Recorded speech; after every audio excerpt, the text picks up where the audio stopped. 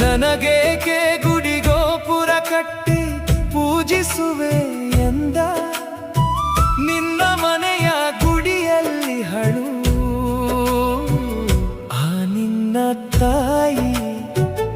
ಅವಳನ್ನೇ ಪೂಜಿಸಿಂದ ನನ್ನಲ್ಲಿ ಬರಬೇಡ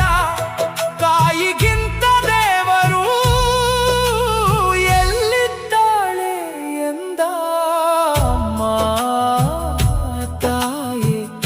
ನೀನೇ ನನ್ನ ದೇವರಂತೆ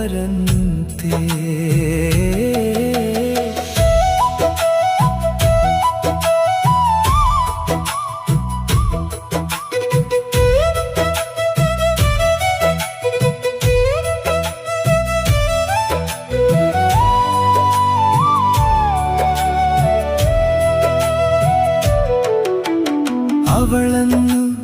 ನೋಯಿಸಿ ಅವಳಲ್ಲಿ ಕಣ್ಣೀರು ತರಿಸಿ ನನ್ನ ಬಳಿ ಬಂದರೆ ಏನು ಸಿಗ